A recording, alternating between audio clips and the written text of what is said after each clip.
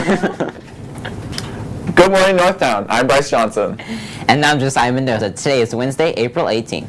Today we're going to look at and discuss current events and world news, see what's trending online, and much more. All on NTV News.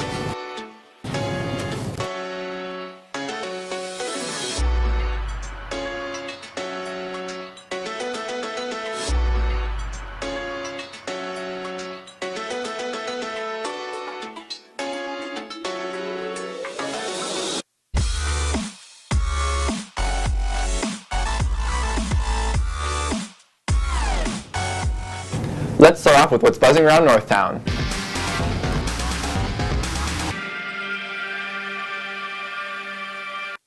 Summer school applications are now available in the Student Service Center and Norclay office. Remember, summer school is for credit recovery only. Contact your counselor if you have any questions. Speaking of summer is a great time to log A+ hours at an elementary or a middle school. You can see Miss McQueary in the Student Service Center if you have any questions. Seniors, you have until May 1st to pass and complete all required classes in order to graduate. Make sure you are staying on top of your work. Also, there are many scholarships for the month of April that you can apply for. Check the Northtown Counseling website for the list of scholarships. Make sure to pre-order a graduation DVD for $20. Check for email from Ms. Dillinger for details. We'll be hosting a voter registration drive at Northtown this week. All the schools in the NKC, Park Hill, and Liberty school districts are hosting drives at their schools this month. We hope to see hundreds of teens registered and able to vote next November.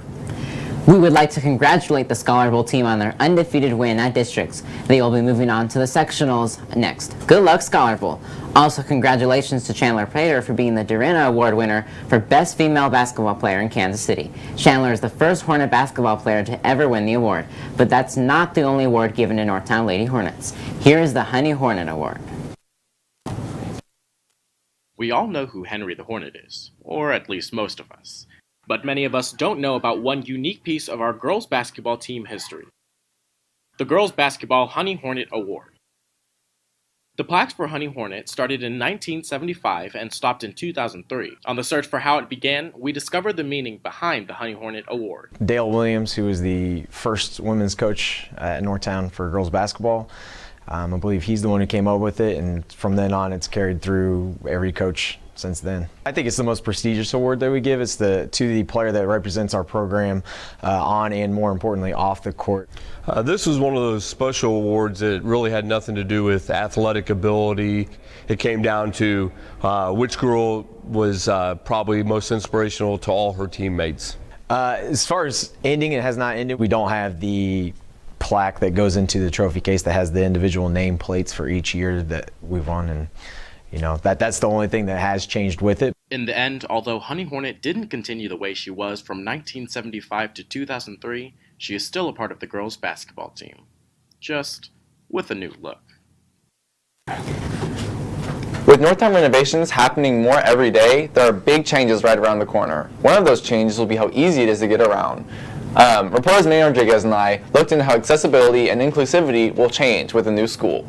The Americans with Disabilities Act is a law that makes sure all public buildings are equally accessible to all people. It was written into law in 1990. 67 years prior, Northtown was established, making the main building largely inaccessible to anyone with a mobility impairment.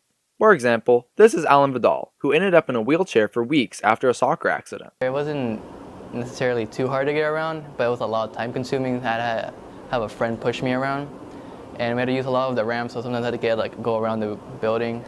But so I had to leave 10 minutes early to get to where I needed to go. But with the extensive renovation of Maine happening in the coming year, it's interesting to see how these concerns will be addressed.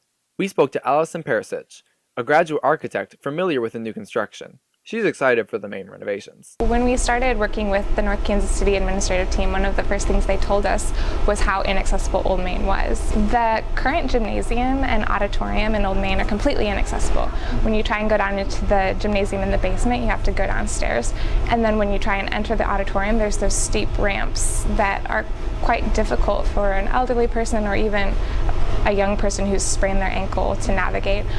So we are removing the entire court, demoing the entire thing, and coming back with new floors, new structure, new everything, which is going to be really exciting because you'll be able to, again, enter those spaces equitably and really use them for their purpose of education. Creating kind of a universal design and an equity of experience became one of our driving goals of the project. So we have these laws that of course mandate us to make our buildings accessible, but we also really firmly believe in an equity of experience that no matter who you are or what stage of life you're in or what's happened to you or how you were born, you should be able to experience space the same way.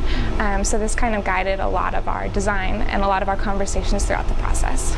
With the redesigning of Maine, there's new hope for a new era of inclusivity at Northtown, no matter if you walk, run, or roll. This has been Bryce Johnson with NTV News. Things will be different for sure. Now let's take a look at world news.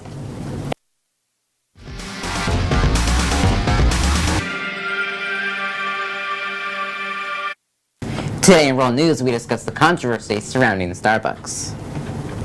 Last Thursday, 2 African-American men walked into a Starbucks and asked to use the bathroom. They were refused. They asked again and again, and they were asked to leave. After they refused to leave, the employee called the police, and 2 men were arrested for trespassing. They were later released, with Starbucks saying they do not want to press charges. The arrest caused outrage, many citing racial discrimination. Starbucks released a statement saying the reason they refused the use of the restroom was because the men had not bought anything. The CEO of Starbucks issued an apology, saying the calling of police was not justified. And that's our show for today, Northtown. To find more NTV episodes, subscribe to our YouTube channel, NTV at NKCHS. Stay up to date on everything that's buzzing around Northtown. Follow us on Twitter at Northtown News. And for photos and announcements, you can find us and like us on Facebook at NKC Journalism.